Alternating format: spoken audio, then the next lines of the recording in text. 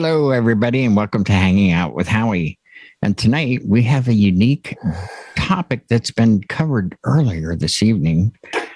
My wingman, good friend, creative genius partner, Brian S. Fred, did a video earlier on this very same topic, and it's longevity in the business. How long will you keep going as a DJ?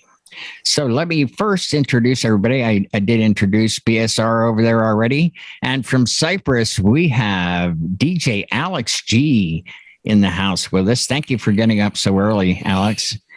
And of course, my road dog and traveling wingman, John C. from Boston. Hey. Hello, John. Hello. And the soothsayer of all things legal music from Maryland, Mr. Bill Marsh. Howdy, howdy. And of course, we cannot forget my partner in crime and shenanigans, as the kids say, Mr. Jay Brannon. Check an email. Okay, I want to see Keanu lines tomorrow night, by the way, in your beard. Yeah, I want to see Grecian formula and the Keanu lines right here. I need the lines right here. The movie's out, dude. The movie's out. You got to look the part. You got to look the part, dude. I got to ditch a little bit of the gray. You know what? By the way, for what it's worth, we're the same age. Yeah, I figured you were. Pretty cool, huh? Yeah, we're actually both 57. And you can bet your bottom dollar that he has Grecian formula too. Oh, he does. Yeah. We're the same age. I know what he's up against. Let's put it that way. I want to see Keanu lines tomorrow night. I asked for it. I want it. I gotta go to the shop. On the subject of longevity, should we also point out that the guy in Cyprus living on the beach is the one that's the youngest in the room? Is he Yeah, really? that's true. Yeah. Alex. Wow. How do you like that? All right, Brian, you did a video on it, a live video. Why don't you start us off with this? It's probably rude to answer a question with a question, but I was just curious, what inspired you to do this topic tonight? I don't know. Honestly, I get these things that just come to me, and they're called text messages. No, and Lori had the day off because she had to go to the dentist, and she goes, "What's the show about tonight?" And I was like, I think we're going to call it longevity in the DJ business.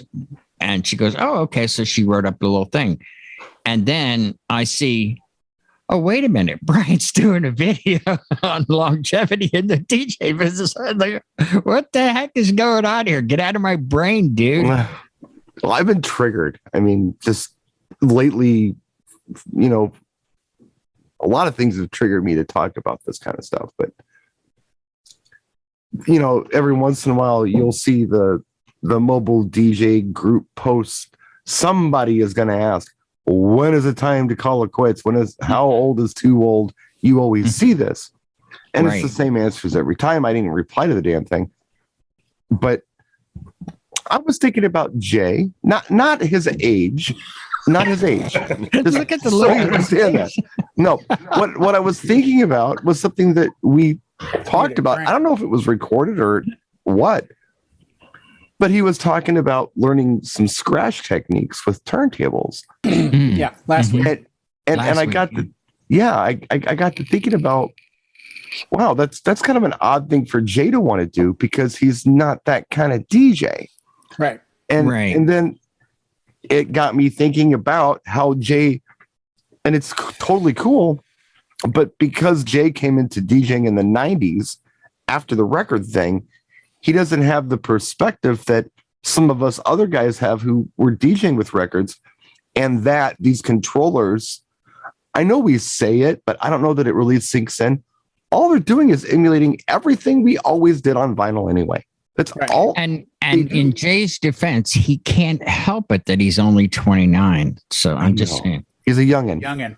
He's a youngin'. Yeah. Well, I see this in a lot of professions, as I'm sure you do. People are, a job. And as their career continues, they're suddenly taking a class and you go, oh, what are you doing? Well, I'm a full-time plumber, but I'm taking a class in wiring. Oh, really? Why? well, a lot of vanities I work on are right below the lights, and a lot of customers ask if I can take a look. I don't want to become an electrician, but I think it would be good to understand more of what's going on in the whole picture. No, absolutely. That's my perspective. Absolutely. I do not disagree with you. And back in the old days, we did the exact same thing with records.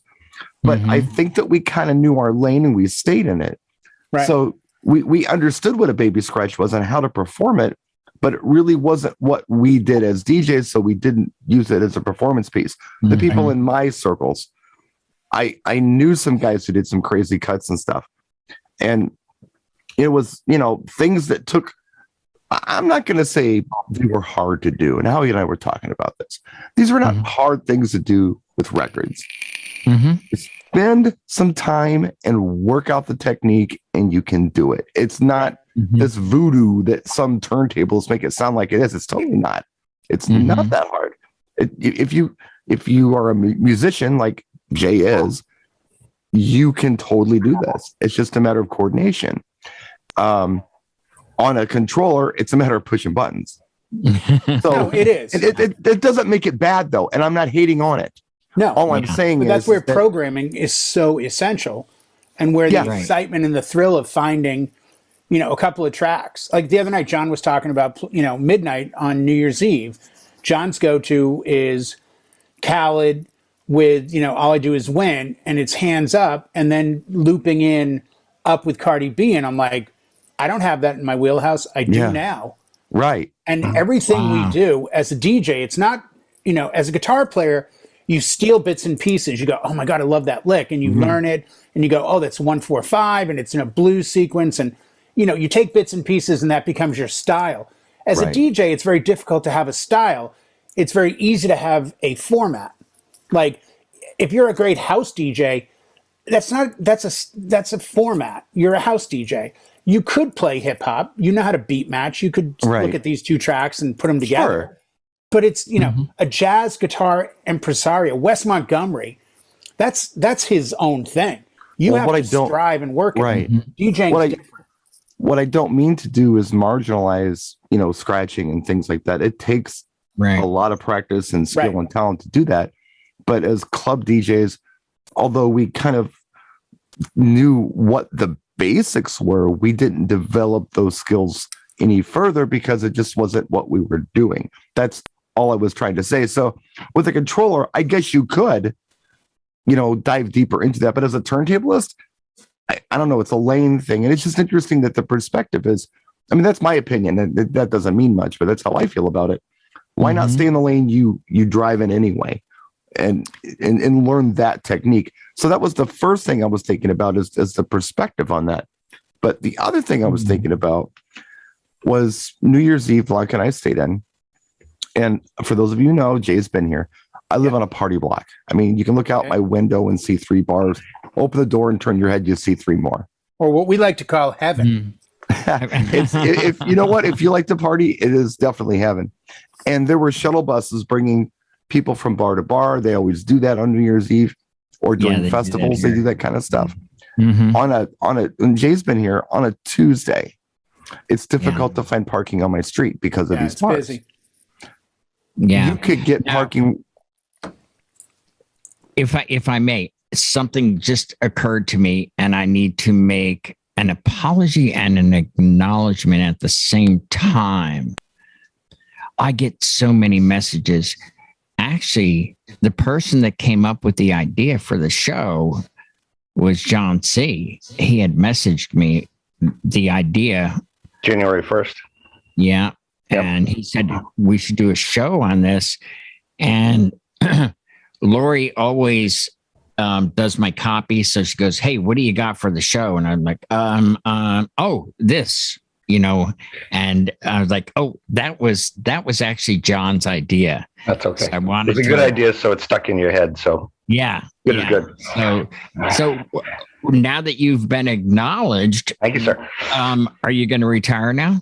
No, because I'm at the age that Betty White was when she took the Mary Tyler Moore gig. I still have a lot more good years. Me and Brian are almost the same age, and she was 52 and 73 when she landed that, and she'd already been on a star Yeah. entertainer for 20 years, and she went on to have 3 more illustrious careers and lived to 99. So I was thinking, how long can we go? Yeah, and DJ. that was the point where she was that part for her, she was the Randy one on the show. So I'm just saying. So in longevity of DJs, Howie, you're Wolfman Jack and Casey Kasem, because you've been around a little longer than us, and we're a little older than the mid-level guys that came along, the Carson Daly and and that crew. Yes. So I think as an entertainer, it's not as much on you, but as a DJ, it's a lot more mental, and learning, keeping up with the trends, learning the music. You can always have someone lug the gear, but put on the show, you still got to have it going on up here. I think that's our only limitation, aside from vision and hearing, that we can stay in the game as long as we want these days. Yeah, So much I easier. agree. I think a lot of it is passion. Oh, I'm too. sorry. Go ahead, Bill. No, I'm sorry. No, go ahead. I was just throwing in passion as an important word. Well, there you go. See, he's Betty White's age when she had that passion part in Mary Tyler Moore. So I get you. I'm feeling you. You still have the passion, do you, Bill? Yeah, of course. I would say clearly we all do, because at some point you can't just be doing this because you like music. You can't just be doing this because you're a gearhead. At some point, you get burnt out on everything else, and the last thing is passion. If your passion for DJing school dances, or DJing bars, or DJing bar bat mitzvahs, or DJing weddings on the beach in Cyprus, we all have that passion. One of these days, we all might even be there DJing weddings on the beach in Cyprus. But for now, some of us are in Maryland and Milwaukee, and then there's guys that are on the beach in Cyprus. What's your thoughts there, youngster there from Cyprus? Well, I think longevity within the business is similar to any other longevity. For example, if you want to extend your youthful looks, there's surgery. If you're in the business and maybe you've got you're getting to that point where you can't lift the speakers, and you want to extend your career, and it's a physical aspect, you can hire help. So there's many aspects that you can extend your life within the business. It shouldn't just stop because of one thing. That's a really good point, because I was thinking about what happened with Brian and I, where we're still active, but we grew such a reputation that he went to Orlando like a rock star, and he just came in with his laptop or whatever, and they had the stuff set up for him, and then I went to Lake Placid. They had everything set up. All I had to do was bring in my backpack and set my stuff up. I'm just thinking, maybe there's a point where this is a good thing to have that experience behind us, that we get hired for our brains because we have that skill. Yeah. What do you think? Oh, yeah. Sorry, go ahead, Brian. No, I was just going to wrap what I was saying before, how he cut my ass off. So, I just wanted to How's it feel? Hey, Call the editor. So, no, I was just saying the block is normally very busy, but the block was empty. People weren't staying at bars. They were coming and going. And it got me thinking about New Year's past, where, I've played at places. And the key is, geez, it's New Year's. It's not like you have to attract people to your bar. They're bar hopping. All you have to do is keep them at your bar. And as a DJ, I'm thinking to myself, God, that should be so simple. You just mix it up and you make it interesting, and you don't necessarily let the audience program the show. You program the show, and they stick around because there's a vibe going on. And because, I was born, like I said in the video, I was born in 71, and I had to learn about 16 years of rock and roll that happened before I was born. That was a responsibility I had, right? Now, a DJ who's 21 today might have been born in the year 2000, you know, and or 1999 or whatever, they've got to think about 45 years worth of rock and roll they missed.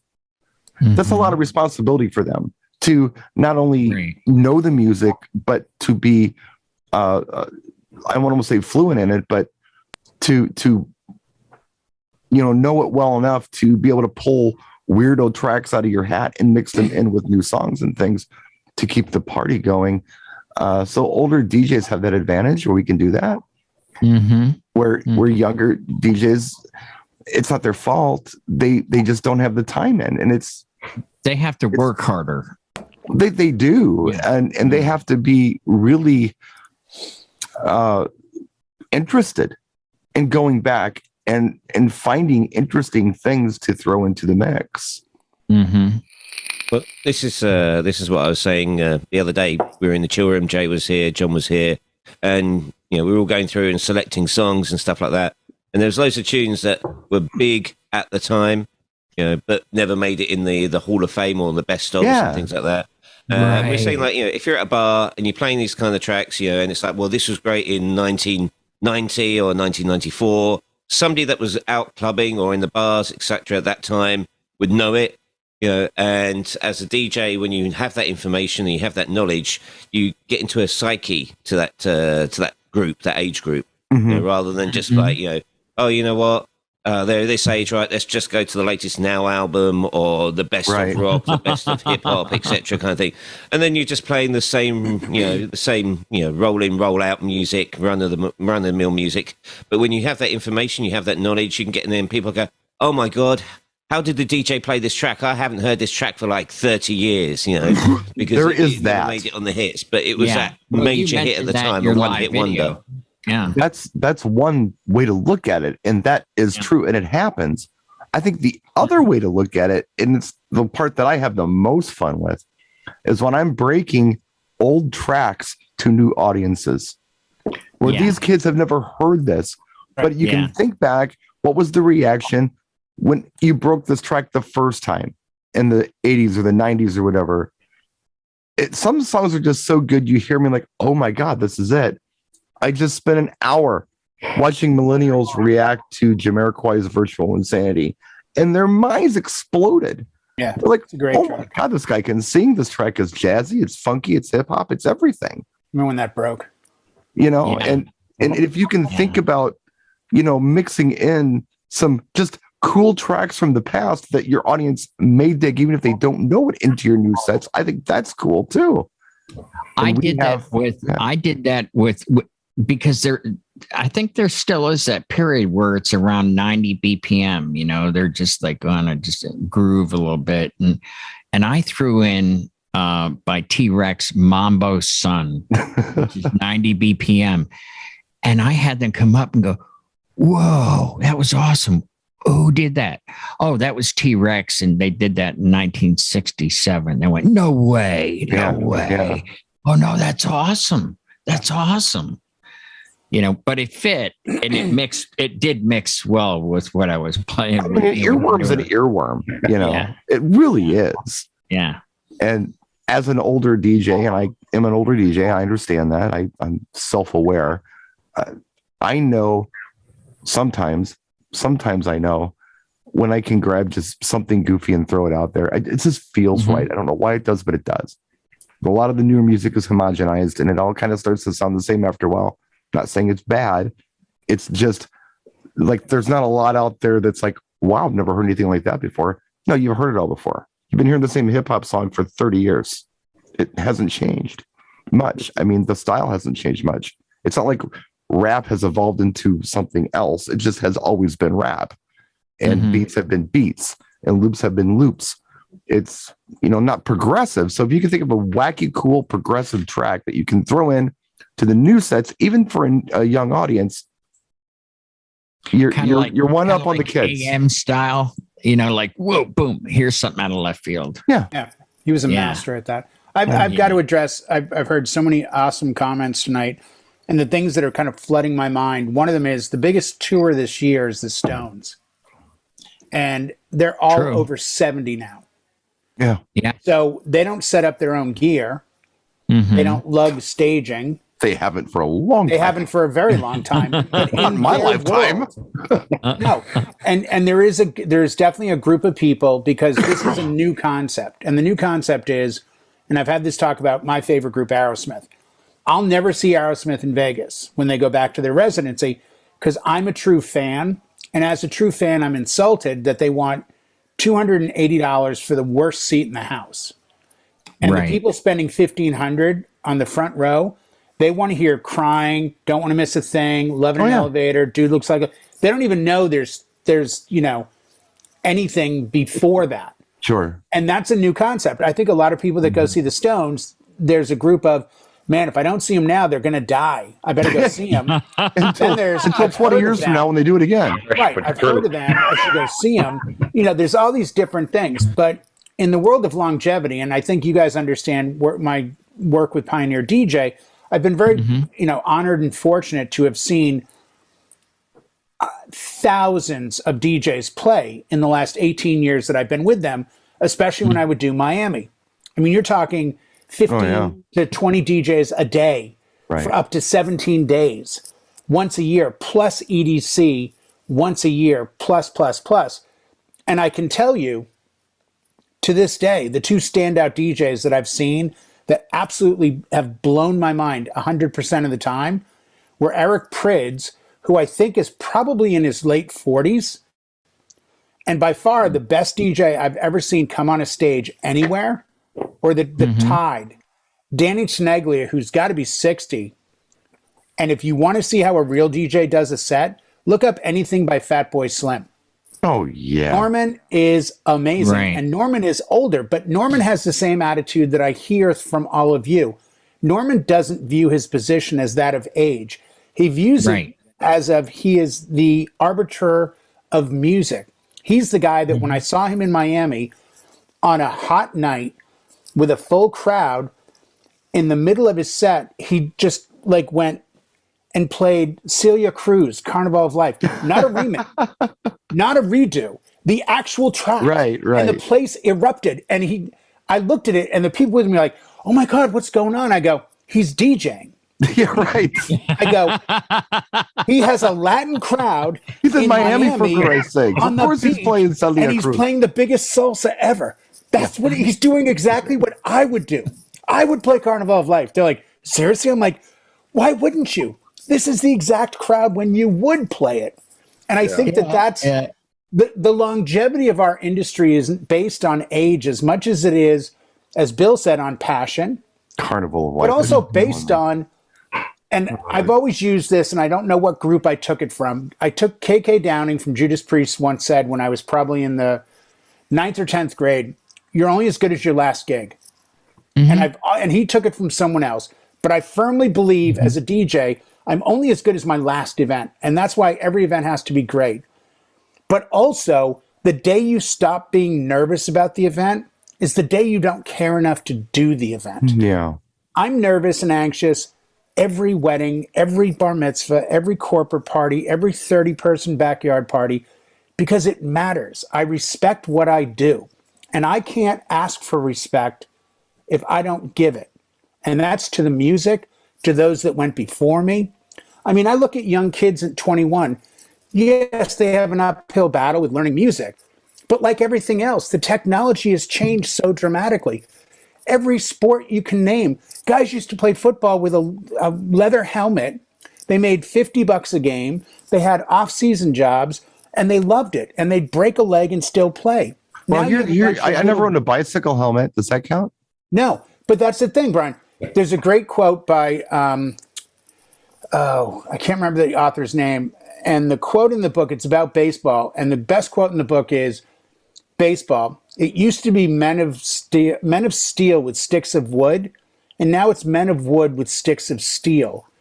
And the point of it is the technology's made it so much easier. There's steroids, there's training, there's, physical therapy. People used to do it for the love. And now they do it for the money.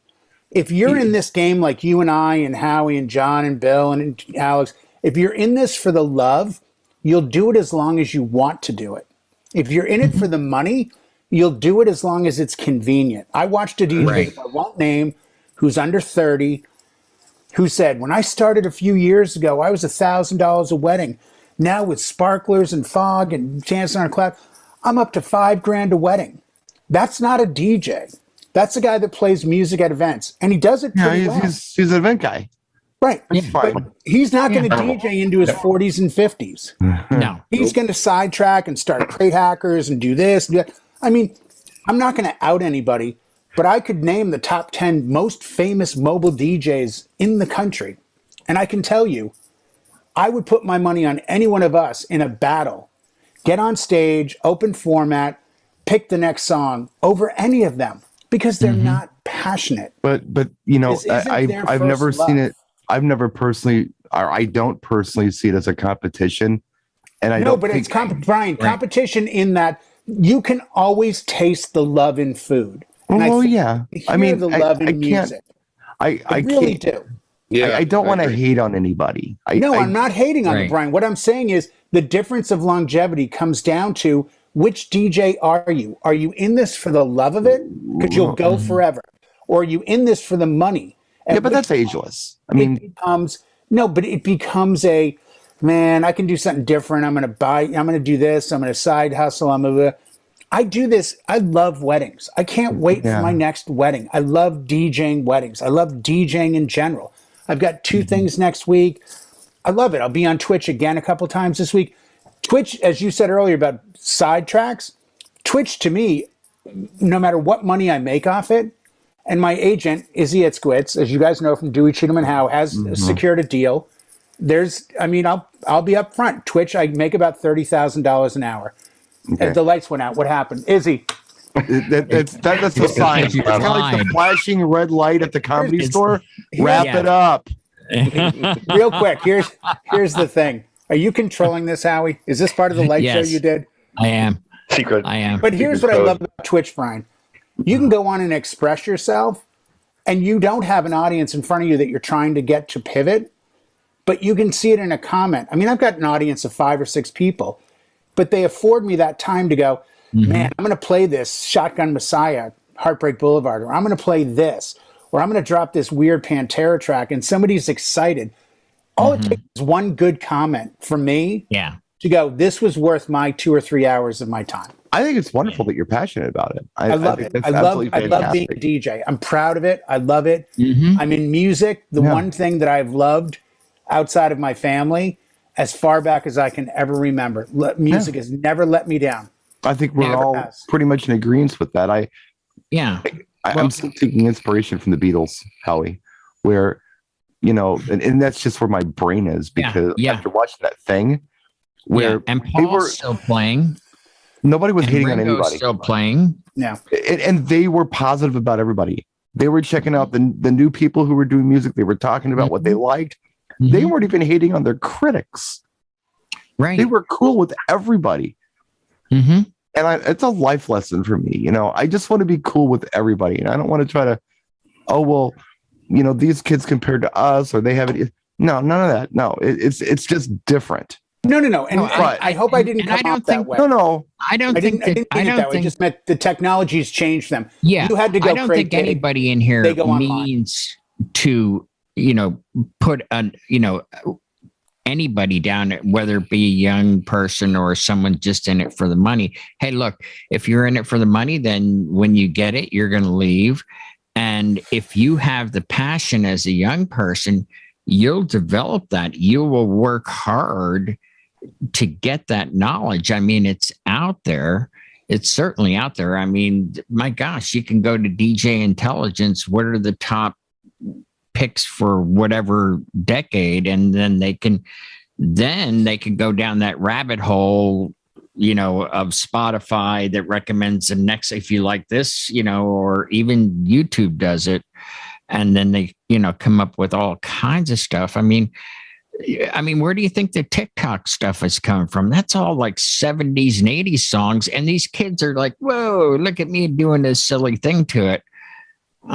You know, it's possible. And it's possible to, like you said, we can embrace everybody. I mean, mean, that's what we're here for, to help out. I mean, this whole thing is to help newcomers. Do you know what I dig the most about this, though? I mean, really, if I think about my job and what I do, I mean, yeah, I love music. That's a thing. I don't got to justify that or explain it to anyone. But what I really love about what we do is simply growth. Like, we're always growing and learning new things. And I love that about this gig. Yeah. It's like when a kid comes up, the bar mitzvah I just did, and a kid comes up and he's like, "Oh, do you have this track by Drake?" And it's like, "Yeah, that's dope. I know just when I'm going to drop that, because it's 130 BPM. It samples this. I'm going to do this. I'm going to do that. Yeah, I got it in my head." And they're kind of like, "Whoa," because they're 13 to 15-year-old kids. They mean nothing, and I get that. I'm just a jukebox, and I'm good with that. I'm fine. I think that what I've learned this year the most from you guys is terminology. You know, it wasn't until 2005 that yacht rock was coined by a writer from Rolling Stone. Back then it was called soft rock, and they even had their own station. Soft rock's different. And now it is. Yeah. Jay and John are coming on, and they're on Twitch. It's like, I'm going to do a dark wave set. And I'm like, I know these songs. When did it become dark wave? But see, what the hell? They needed a category so you could shop for it. You know what that was. I see a YouTube video and it says dark wave, and it's this guy and girl, and it's all red and dark and gothy. I'm like, this looks like something I would enjoy. I hit play. I spent 2 hours, and afterwards I went to iTunes and spent about $40, got all these tracks, and I'm like, I could totally pull this out. And the other night, John C. was there. You did, though, but then you included 9 Inch Nails, and I'm thinking, I never really. I mean, I didn't know what the term meant, but it fit. It fit your set. Yeah, and My Life with Thrill Kill, and I did the wax track stuff. And one of the best compliments I got in the year was on my breast cancer set, where Brian Red was there, and it was late for me, so it had to be very late for him. And he's like, "Man, this is such a great set. I really usually you can hear them just mail it in and play the expected song, but this is great." Like, I mean, I love Brian to death. And I don't search compliments from him because he doesn't give them willy-nilly. And when Brian gives you a compliment, that's a plaque you should put on the wall behind you, because it's legit. I need to give more compliments. That's terrible. Am I that bad? It was the middle of the night. But you're that honest. He never says anything nice to anybody, so he does. Take a note. No, you compliment people, but when you make a real DJ compliment, knowing how great you are, that to me is like, holy shit, this is a big guy that just said that. That really hit me. It was like morning. I was like, whoa. I was really flattered by that. You know, seriously, I'm just being honest. I think I told you then, but if I didn't, I mean, you know, I vaguely remember, but yeah, I mean, see what I mean? You wrote it off, you son of a. Gee, this is exactly my point. You don't care. I don't care. I don't care. I'm heartless. This guy. All right. Anybody have any plans to retire anytime soon here? No. Can't afford it. Yeah, right. No. That too. Well, we got Howie. Howie, you want the closer? For us. Huh? Howie, you want the closing? Here's the closing. Sure. If you have a job, someday you're going to retire from it, and then you won't do that job anymore. We're DJs. You don't actually ever retire from who you are. You just stop doing it. So someday I won't DJ anymore, but when people say, "Oh, what do you do?" I'm a DJ. I'm just not gigging right now. It's like being a nurse or a Marine. You are always a nurse. Always or a Marine. You're always a DJ to me. And I don't want, and please, no disrespect making that comparison. No, Brian makes a good point. If there was ever a car accident, we could be right there to play the soundtrack of their life or death. Wow. Well, it sounds like you know more about. Well, the nurse would be there to render aid, but we'd be there to render the soundtrack. That'd be great. Hey, everybody, DJ Howie Darkstar doing a necro set. Keep on breathing and breathing and breathing. Yeah, exactly. No, like to tie into Brian's point about the learning and the growth. It's evolving too. As like so much has changed from when we started to where we're at. You know, we started off. We were all, you know, we were Keanu Reeves, but we were the Bill and Ted version, right? We worked our way up to Point Break. We got through Speed. Whoa. It's going to take a while for some of us to get to, you know, John Wick and Matrix. Matrix level, Neo, but we're all on different tiers of the same growth evolution scale here. So it just, yeah, that's my tie-in. You can't leave who you are. You can't. We're proudly DJs, and I think that's why we get along so well in the room, and why DJNTV has been such an amazing supporter of who we are. It's in their name as well as ours. The first two letters of our name and their name are the same. We're all DJs, and that's the beauty of it. Go ahead, Bill.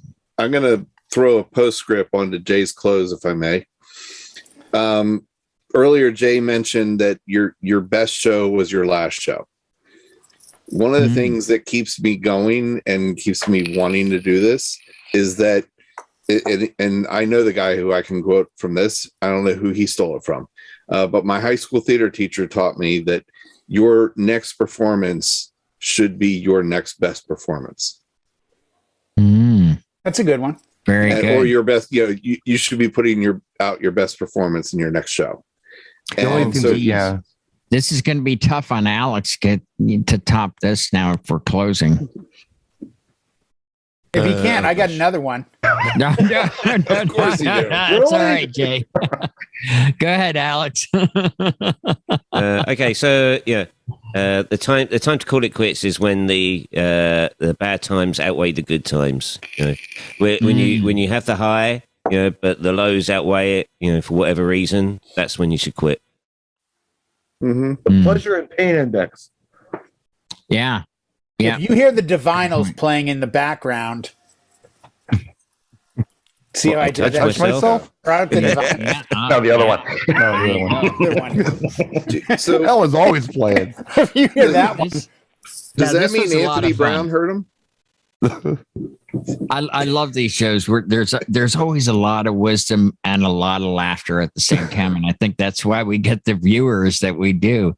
So thank you all very much for tuning in, and thank you, Brian, for having the same idea at the same time. And yes, thanks for stealing my idea. No, I just think it's cool that it's not the first or the 10th time this has happened. That's true. I love it. It's just So I got to be Johnny on the spot tomorrow night. Come up with something to talk about. We'll figure it out. Oh well, then I'm going to have to try to read your mind, and then maybe But anyway, good night, everyone. Thanks again. We'll see you next week.